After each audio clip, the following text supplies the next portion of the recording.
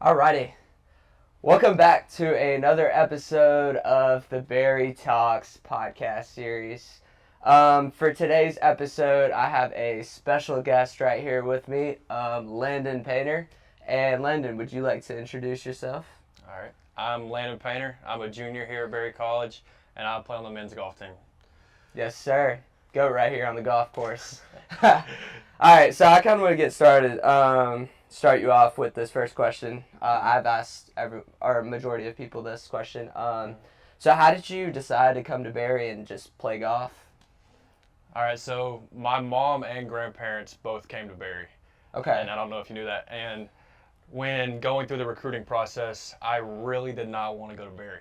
Berry was at the bottom of my list. I didn't want to go there because my mom and grandparents came here. I wanted to go anywhere else. All growing up, I knew Berry my entire life, and it was something that I did not want to be a part of because I wanted to do something on my own. But when I went out through the recruiting process, I went to all these schools, I met different coaches, I met different players, and I came on my visit to Berry, and I honestly just fell in love. I love the team, I love the coach, the facilities.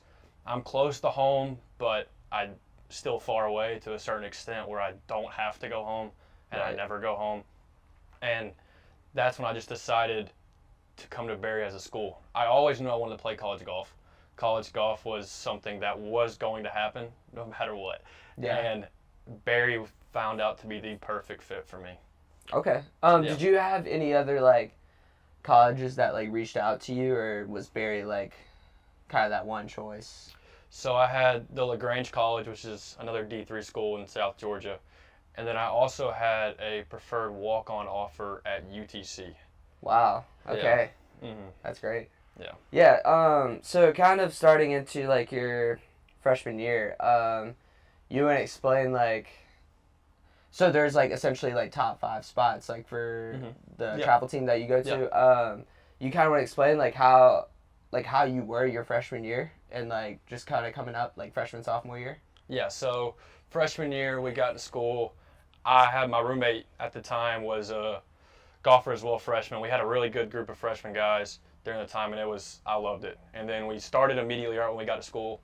We went qualifying almost immediately. We played about 10 rounds of qualifying. So it's basically you play as many holes as we can, top 5 scores from that amount of holes go. And it was very competitive. We had a great time, and then we played for about a month, and then that's when I got hurt. And so I played one tournament, and then I got hurt, and then that just kind of X'd out the rest of my season. Okay. But that was when that happened. But yeah, college golf from the first of my freshman season was very competitive. We had a great time, and yeah. Yeah. Okay. Wow. So kind of going into the injury part. Yeah. So you want to walk us through what happened with your injury and basically how did it occur? All right, yes. So I tore my ACL. I did not do it playing golf, which is my most frequently asked question. Yeah. And I did it playing pickup basketball at 1 a.m. Wow. Yeah. So, yeah. I mean, for the people, Prim was my RA my freshman year. Yeah, I was. And so 1 a.m. after City Capperman's Cottage, we just had a fun time.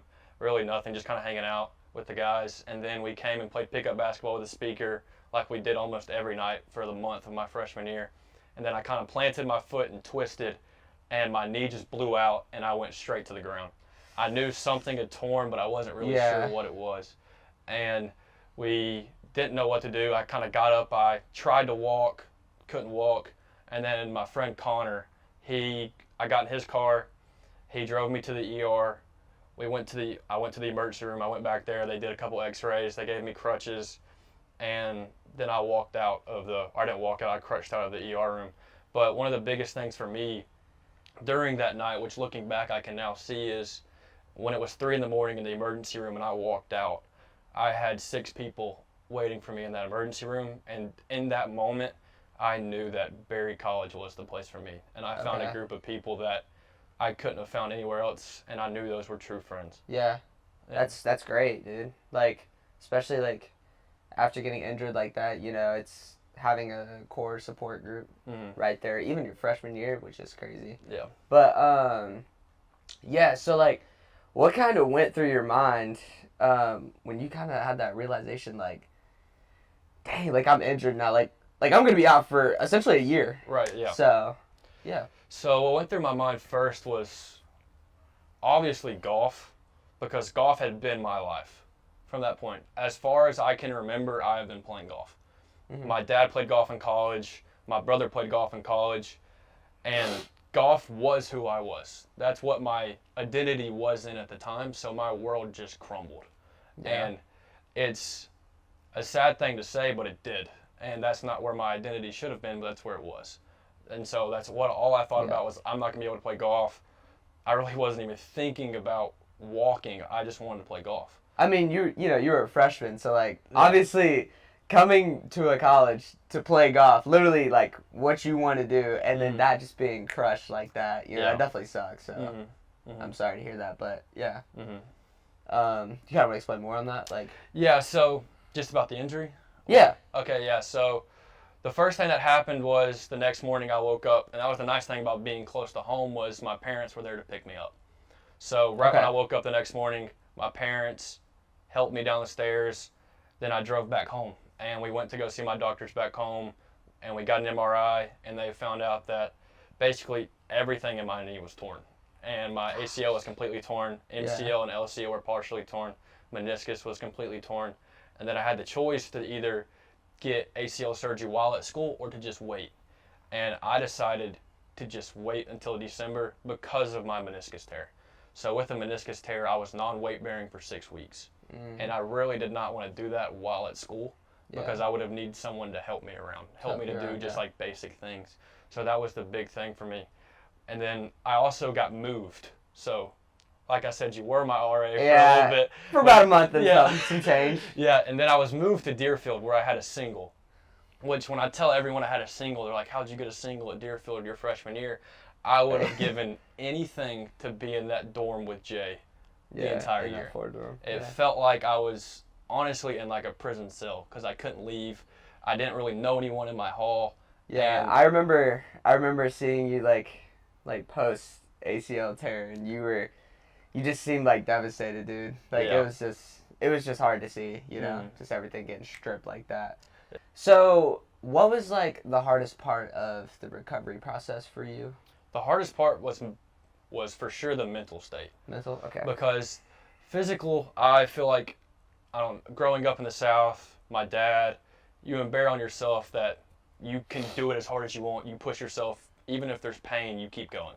And I kept going through the pain, but no one ever told me about the mental state of things when you're alone in your room at night and you can't sleep.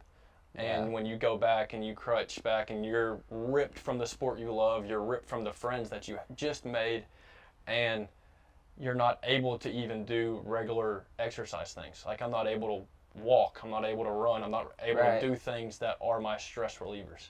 Yeah. And during that mental state, I had a moment to where I didn't know what was going to happen to me. I didn't know if I was going to come back. I didn't know if I was going to keep pursuing school. My advisor at the time told me to drop out of school.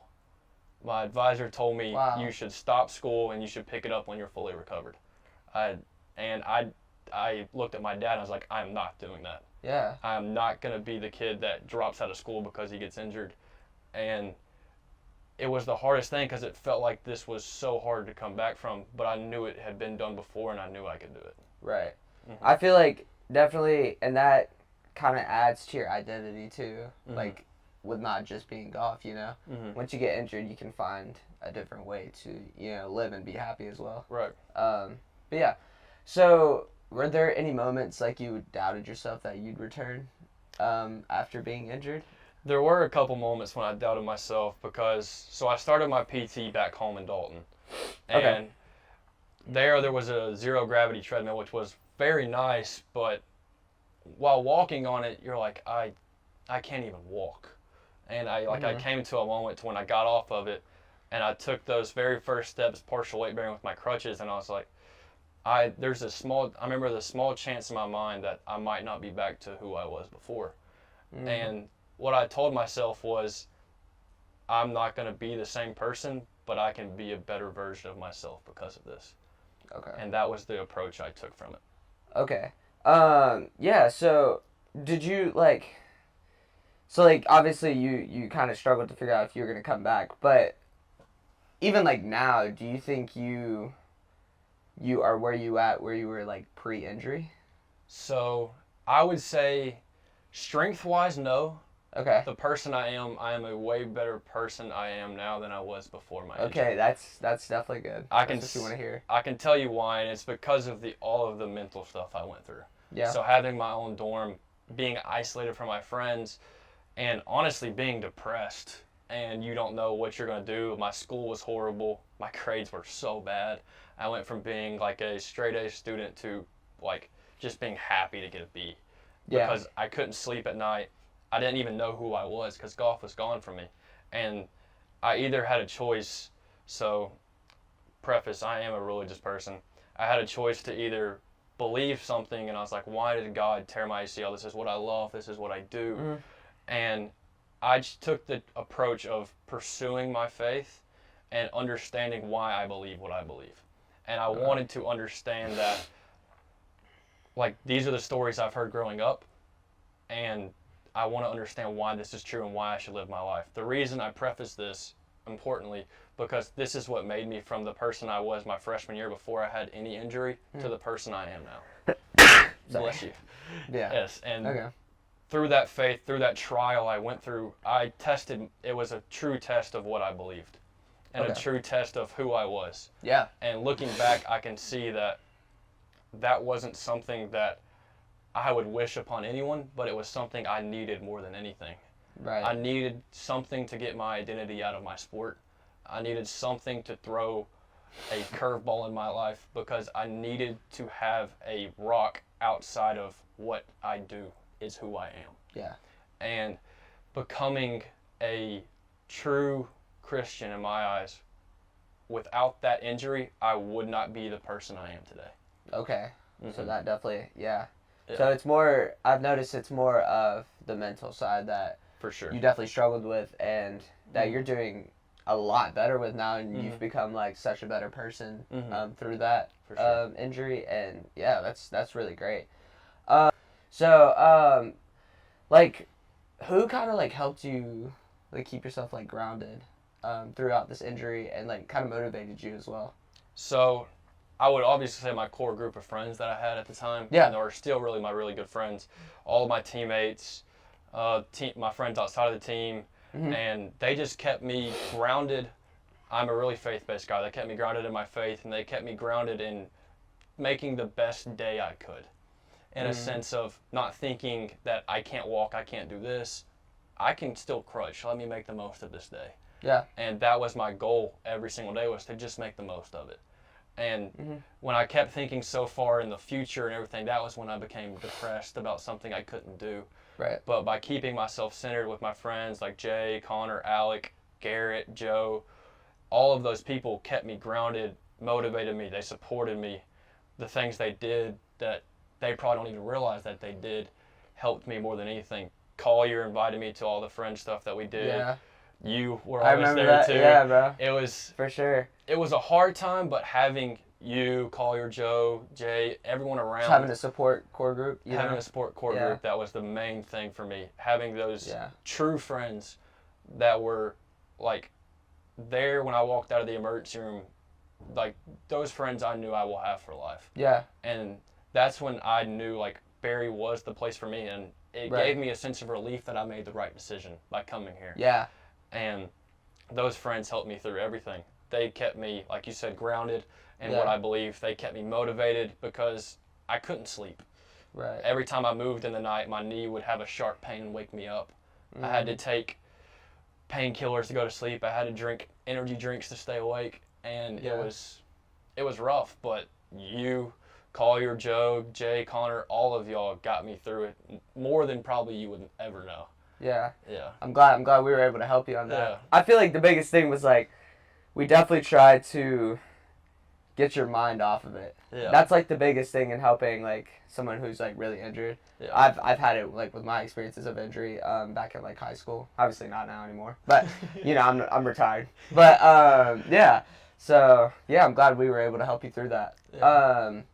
So, do you kind of want to walk through, or do you want to walk through the, like, kind of the recovery process and just, like, how you got yourself back to where you're at now? Yeah. So when you first tear your ACL, for everyone, you got to get mobility back before you can have surgery. Mm-hmm. So my knee blew up like a balloon, and I had to get all the swelling down, and then I had to get my range of motion back. So I did that. That took a couple weeks. So I went to pre-surgery PT, and that was where I got my feeling back, my strength back, my mobility back. But then I also waited till December to have surgery. So I waited 3 months. Most people don't ever do that, but it's what I wanted to do because I wanted to have surgery at home. So I went in for surgery early in the morning, and No, you're good. And during that time, I'll preface before, I wasn't exercising like I was. I gained so much weight because we ate Waffle House every single night, and it was fun. But I remember those days. I gained so much weight. Yeah. And so I went in for surgery, got my surgery, and surgery went great. I thank my doctor, Dr. Reed. He did amazing. And my family helped me through it so much because I couldn't sleep. I really couldn't move for that first couple of weeks because I couldn't put any weight on my left leg. Right. And I had to have painkillers. If I was going to go to PT, I had to take a painkiller. If I needed to get up to use the bathroom, I needed a painkiller. Because anytime I moved, simple basic tasks. the simple tasks I couldn't do. And I thank my mom for everything. She got up with me at 4 in the morning when I needed to do something. If I needed anything, she was there. And I will never be able to thank her enough for what she did for me during that time. For sure. And she is forever a blessing in my life. Yeah. My dad helped me by just keeping my mind off things, watching movies, doing anything he could to get my mind off my knee. And so during that time, I couldn't walk. We went to PT, and then we started doing basic things, bending my knee a little bit. But because of my meniscus tear and my meniscus repair, I couldn't put any weight on my knee.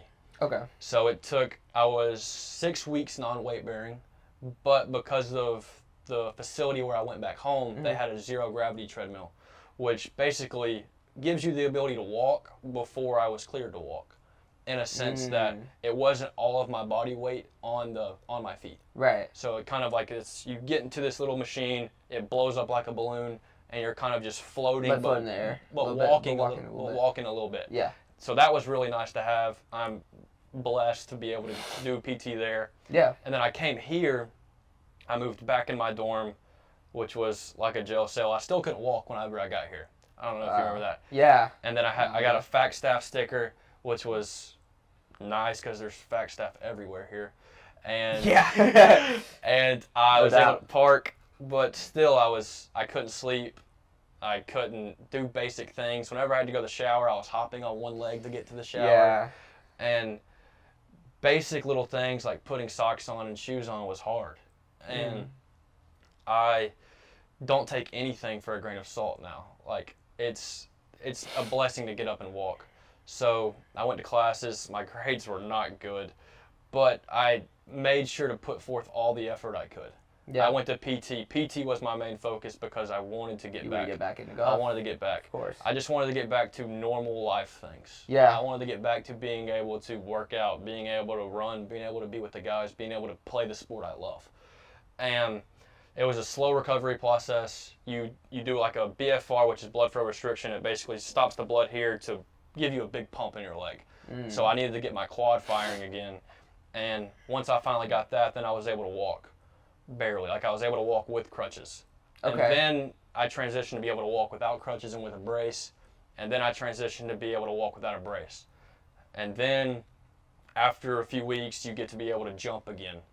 And it's the weirdest feeling in the world to not have jumped for so long. Yeah. And then you jump again, and you feel like you jump forever, and you jump like 2 inches off the ground. Hey, that's more than nothing, though. It is more than nothing. Yeah. And then we did a bunch of like landing stuff, like impact stuff, just to make sure when I get back to my physical activity, I'm good there. And then whenever I ran for the first time, it was the most humbling experience of my life, because me running looked like a hurt deer, and it was just a wobble back and forth while I ran. But it was a very good day when I ran for the first time, because I had my PT there who'd been with me through not walking to walking, and it was to get the reward of running again was amazing. Right. Just being able to run was a pressure taken off my shoulders that all of the work I did prior, not being able to walk, not being able to do anything, was paying off. Paying off, yeah. And so that was kind of the recovery side of the normal stuff you can be able to do. But getting back into golf, I would putt because I could. You can't really turn your body at all. So it was my left knee. So it was my front knee in golf. So like when I pivot off of it, I push and extend. And I really wasn't at the point where my quad was strong enough or my knee was good enough to where I could put that amount of pressure or torque on it. So I would putt, then I would chip with the guys. I would then slowly progress to longer wedge shots. And what I did, which is probably I wouldn't recommend to anybody, but I hit golf shots off just one leg, off my right leg, just for fun. Probably shouldn't have done that, but it was fine. I mean. And then the day I got cleared, June 6th of 2023, was the day I hit balls for the first time. Was absolutely amazing. I know you had had that high of I'm back. I had that because that morning I remember I was nervous he wouldn't clear me. I didn't think he would because of what I've been through, but he went in for testing, and right when I got cleared, I drove straight to the golf course. I drove straight to the golf course. Yeah. I went and hit balls, and I didn't hit any driver or long irons or anything. I just hit full short irons and wedges. Yeah. And it felt absolutely You want to amazing. ease back into it. Into it, but it felt absolutely amazing. I'm sure, bro. That's crazy. Yeah. And then after that, once I got back to the normal activities, I looked at myself and I was like, I weigh way too much. I was 200 pounds, not muscle.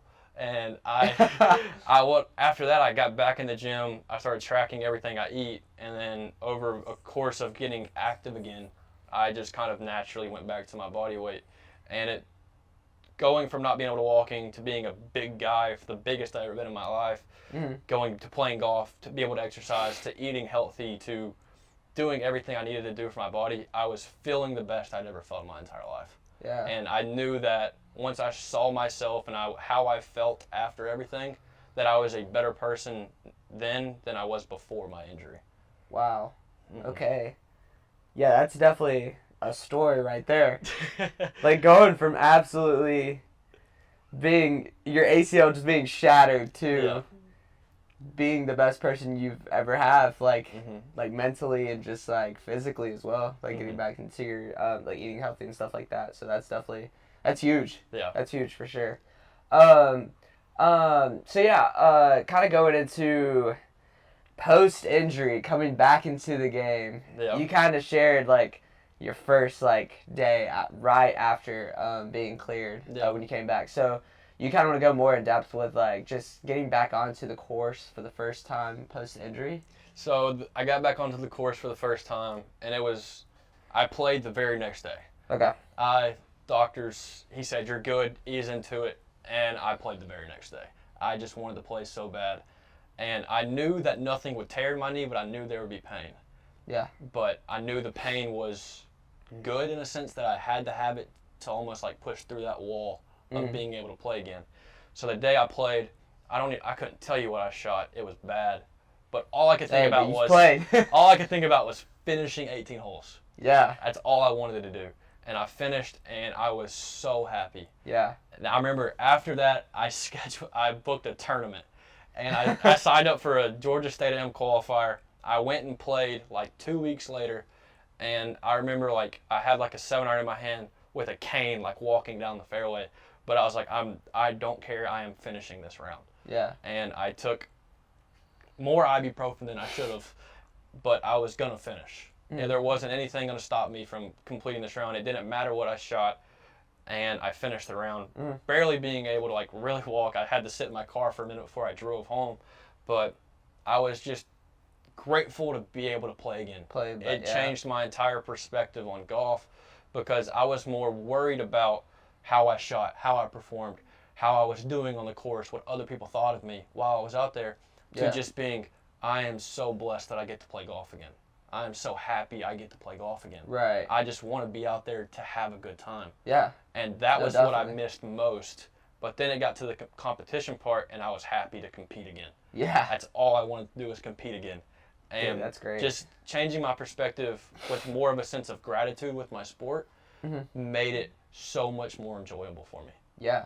Yeah. So, was there like any pressure becoming the same player as you was pre-injury? So I'm lucky enough to have a lot of friends who had also torn their ACL. I hate to say lucky, but it is very nice to be surrounded by a very good group of people here, to have people who have gone through the stuff I have went through that could share the wisdom that they have learned through their injury. Yeah. And they told me that your knee will never be the same, but you can make the most of it. And Most definitely. And that was my goal. I was like, I may not be the same Landon as I was before, but I'm going to find a way to be a better version of myself because of this. And the player I was before was honestly worse of a golfer than the player I am now. And I would completely say, because I would say golf is 100% a mental sport, and going through the recovery, going through the barriers, the trials that I went through had made me a better golfer and a better person because of it. And I don't wish an ACL tear on anyone, but I feel like going through a trial like that makes a person a better person. Yeah. And I would think people need to go through something like that, but I would never wish an injury like an ACL upon anyone. Right. Wow. Yeah. So, if you guys didn't already know, this guy had an albatross and an eagle on the same 9. So going from like literally shattering your ACL to doing that is like, I know like you're thankful for that, and like just being able to like come back so hard from that, that's just genuinely crazy to me. Yeah, the real time when I knew I came back was at our conference last year. So I got to travel to conference, which was a blessing in itself, and I was just so happy to be there. I knew that during the last round that we needed to play really good, and I'd never shot bogey-free round in my life, and I shot a bogey-free 69, and which should have been a lot better, but I'm going to be grateful for the 69 as itself. And I walked off that green just with a sense of gratitude that at that point I knew I was a better golfer than I was before my injury. Right. And the albatross and eagle are cool, but that moment right there was when I shot 69 bogey-free. I was just so grateful that I had got through what I got through. Yeah. And this is what made it that I was a better golfer than I was before. Yeah, for sure. And having my friends and family there, which they probably don't understand that moment for me, but it meant so much to me to be able to walk off that 18 green, hug my mom, hug my dad, and hug my teammates, and that was a great day for me. It's like a PGA Tour feeling, but just being back. Yeah. So, what would you tell another athlete who is dealing with a long-term injury like you did? So the first advice I would get was be patient. Like you want to rush back into it. You want to get back. As an athlete, all of us think or know that we can get through this faster than anyone else. That this is why I'm going to get through it. They give me 6 weeks, I'm going to get it in 4. Be patient. Listen to your doctor. Just trust the process. Take it one day at a time and be grateful for the little wins that you get on a daily basis. It's the bigger picture in the long term is there's great goals to have there, but you got to celebrate those little wins you get. The ability to put weight again, the ability to maybe throw a ball again. Celebrate the little wins, because if you don't, then you could be at a worse spot mentally. Yeah. Your mental when you are injured is your most important thing, because it is going to be the thing that determines if you get through it or if you don't. And you can make yourself better because of an injury if you have that support system, if you are religious, if you have that faith. And just stay patient, stay present, enjoy the little wins is the most important thing I would give to anyone going through a long-term injury. Okay. Yeah, I feel like a lot of people tend to try and like speed recovery. Yeah. And they like overdo something like throwing weights, like, you know, they try to overdo their leg, thinking they could push more weight because they're feeling great at that time. Right. But definitely take things slow and just go at a slower pace. For sure. Yeah. So kind of to close things off here, I have a couple questions for you. Okay.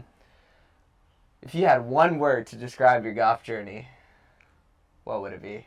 One word to describe my golf journey. And that's definitely a hard question. That is a hard question. About it. The first word that comes to mind is steadfast. Okay. Which is just kind of, it's been steady. It's had its ups and downs, but the love that I have for the game has never changed. It has changed, let's just say, the overall picture, but I have more love for the game now than I feel like I've ever had. Yeah. And that love has just grown over time. The injury made that love more clear for me, in a sense that it gave me more like gratitude in knowing that I'm blessed to be able to play this game. Yeah. Instead of dreading going to practice or dreading having to compete, it's like I love this more than anything, and this is why I do it. Okay. Mm-hmm. Yeah, that's good. What is the most surprising lesson that you've learned from this year? From this year? Or actually, no, just from your the entire college career. The one lesson I would say is so you have the whole year in a sense, but you have 365 days. The best thing I have learned is take and get one day at a time. And what I mean is, if you try to set like New Year resolutions and you're trying to win the year, my thing would be make your wins daily that can help you get to that end goal.